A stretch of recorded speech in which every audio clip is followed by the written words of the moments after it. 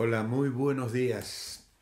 Estamos a miércoles, en pleno verano, aunque con un tiempo no tan veraniego, porque los días están algo fresquitos. Muy bien, nuestra lectura hoy, 10 de julio, se encuentra en el primer libro de Reyes, capítulo 15, en segundo libro de Crónicas, los capítulos 13 y 14, y en Tito, capítulo 3. Meditaremos en Tito, capítulo 3, versículos 4 al 7. Escuchemos la lectura que Eli nos trae esta mañana. Tito, capítulo 3, versículos 4 al 7. Pero cuando se manifestó la bondad de Dios nuestro Salvador y su amor para con los hombres, nos salvó no por obras de justicia que nosotros hubiéramos hecho, sino por su misericordia, por el lavamiento de la regeneración y por la renovación en el Espíritu Santo, el cual derramó en nosotros abundantemente por Jesucristo nuestro Salvador, para que justificados por su gracia viniésemos a ser herederos conforme a la esperanza de la vida eterna. Muchas gracias, Eli. Por medio de este texto tan especial de la Biblia, aprendemos sobre las condiciones que deben existir para que el ser humano sea heredero de Dios. En términos jurídicos, para ser heredero es preciso ser hijo, ser cónyuge, pariente o beneficiario de un testamento. Sin embargo, en términos bíblicos, los herederos de Dios, además de cumplir con todas estas exigencias legales, necesitan ser justificados por la gracia que hay en Cristo Jesús. Así que la primera condición para ser heredero es ser hijo. El creyente salvo ya ha cumplido con esta exigencia a través de Cristo.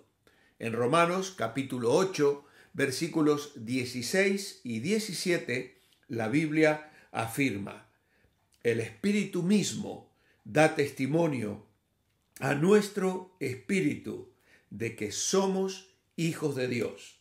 Y si hijos, también herederos, herederos de Dios y coherederos con Cristo, si es que padecemos juntamente con Él, para que juntamente con Él seamos glorificados. Jesús habló de un nuevo nacimiento cuando Nicodemo vino a encontrarse con Él. Aquellos que hemos puesto nuestra confianza en Cristo, hemos nacido del Espíritu. Y ese Espíritu da testimonio a nuestro espíritu de que somos hijos de Dios, herederos, coherederos juntamente con Cristo. Así que la primera condición es ser hijo de Dios. Y aquí tenemos que aclarar, porque a veces las personas creen que todas las criaturas son hijos de Dios. Pero la Biblia dice que hijos de Dios son aquellos que han nacido espiritualmente, engendrados por obra de la fe y del Espíritu Santo que opera en el interior de la persona para alumbrar su mente de modo que ponga su confianza en Jesucristo como su Salvador personal. No todo ser humano es un hijo de Dios. Los hijos de Dios son aquellos que han creído en Jesucristo y han experimentado este segundo nacimiento. La segunda condición es ser esposo, ser cónyuge. Esta condición la cumple la Iglesia y es una exigencia que se hace realidad a través del Señor Jesucristo. En 2 Corintios capítulo 11, versículo 2, el apóstol Pablo dice: porque os celo con celo de Dios, pues os he desposado con un solo esposo, para presentaros como una virgen pura a Cristo. Así que aquí tenemos a la iglesia descrita como la esposa del Señor Jesucristo. Pablo también lo escribe a los Efesios en el capítulo 5 y el versículo 25 habla de eso: maridos, amad a vuestras mujeres, así como Cristo amó la iglesia y se entregó a sí mismo por ella para santificarla, habiéndola purificado en el lavamiento del agua por la palabra, a fin de presentársela a sí mismo una iglesia gloriosa que no tuviese mancha ni arruga ni cosa semejante, sino que fuese santa y sin mancha. Y si vamos a Apocalipsis 19, encontraremos allí las bodas del Cordero. Y todo esto es un reflejo de esa condición bendita que es nuestra por haber sido colocados en el cuerpo de Cristo. Formamos parte de la iglesia al haber sido hechos hijos de Dios, haber nacido espiritualmente. Integramos esa esposa preciosa que Cristo está preparando para presentársela a sí mismo sin mancha ni arruga ni cosa semejante. Qué maravillosa perspectiva nos da la palabra de Dios, las bendiciones para ser poseedores de esta bendita herencia. Hay también una tercera condición, y esta es ser pariente. Es un pariente ascendente o un pariente colateral. Los creyentes salvos también cumplen con esta exigencia. En Hebreos capítulo 2, versículos 11 y 12 dice: porque el que santifica y los que son santificados de uno son todos, por lo cual no se avergüenza de llamarlos hermanos, diciendo: anunciaré a mis hermanos tu nombre, en medio de la congregación te alabaré. Y otra vez, yo confiaré en él. Y de nuevo, he aquí yo y los hijos que Dios me dio.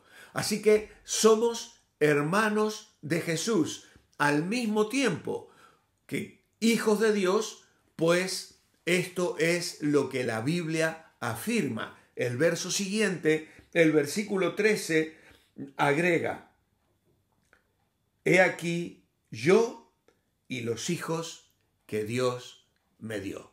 Así que considerados hermanos, es decir, coherederos juntamente con Cristo.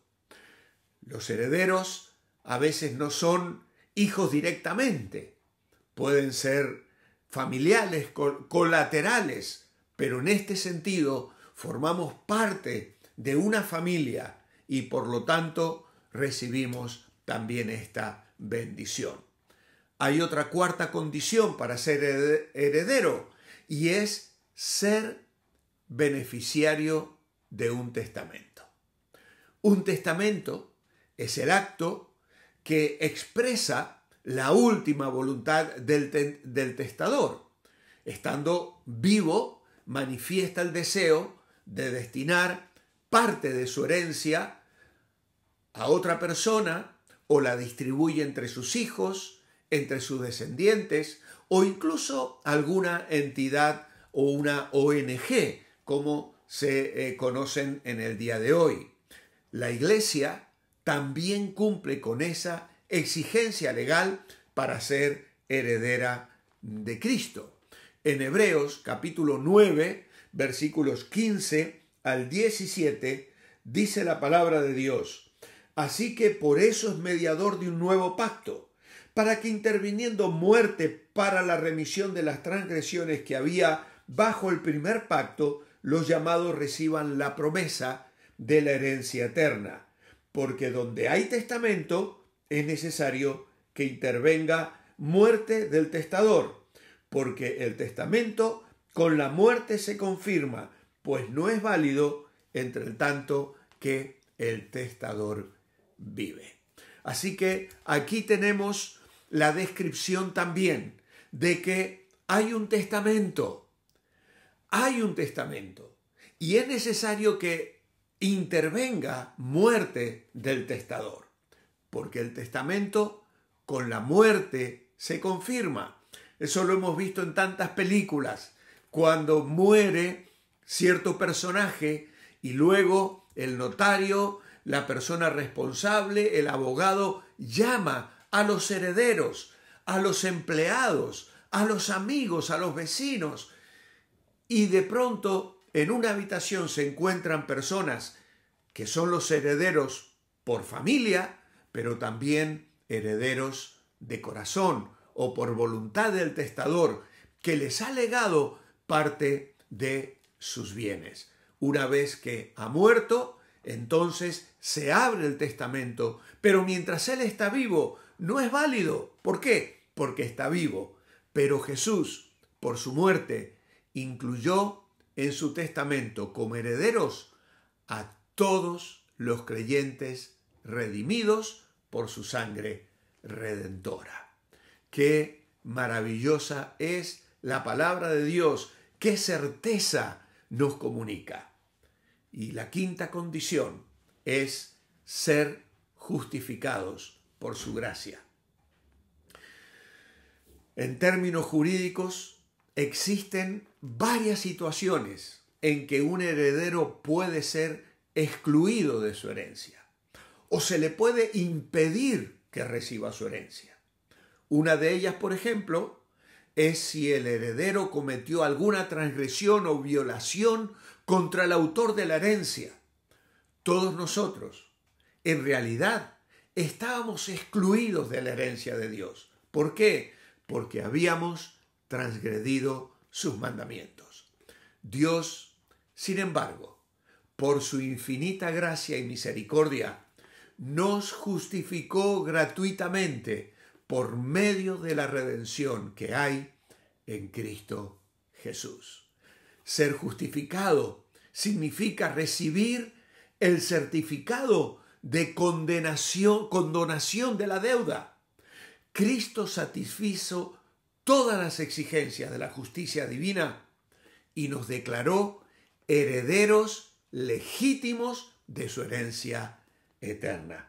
¿Cómo no alabarle y decir en esta mañana, gloria a Dios, aleluya? En Romanos 3, 24 al 26 dice, siendo justificados gratuitamente por su gracia, mediante la redención que es en Cristo Jesús, a quien Dios puso como propiciación por medio de la fe en su sangre, para manifestar su justicia, a causa de haber pasado por alto en su paciencia los pecados pasados, con la mira de justificar en este tiempo su justicia, a fin de que Él sea el justo y el que justifica al que es de la fe de Jesús. Así que, hermanos, Pablo lo escribe y en el capítulo 5 dirá, justificados pues por la fe, tenemos paz para con Dios. El creyente salvo por Cristo cumple con todas las exigencias legales, bíblicas y teológicas para ser heredero de Dios. En Gálatas 4:7 Pablo afirma, así que ya no eres esclavo, sino hijo, y si hijo, también heredero de Dios por medio de Cristo. ¡Qué maravillosa bendición! Así que hemos sido justificados por su gracia y hemos venido a ser herederos conforme a la esperanza de vida eterna. Tito 3:7. Padre amado, gracias te damos en esta mañana por esta maravillosa bendición que la Biblia describe de tantas maneras y que nos comunica la seguridad absoluta de que somos tus hijos, porque hemos confiado en ti, porque la sangre de Cristo nos ha limpiado de todo pecado. Qué obra de gracia y de misericordia. No hemos hecho absolutamente nada. Tu Espíritu nos ha guiado a creer y aceptar esta verdad que hoy hacemos nuestra y nos gozamos en la esperanza de la vida eterna. Te alabamos y te adoramos En tu nombre, amén. Os espero mañana jueves. Manteneos bendecibles mientras vivís este día como herederos del Señor. Hasta mañana.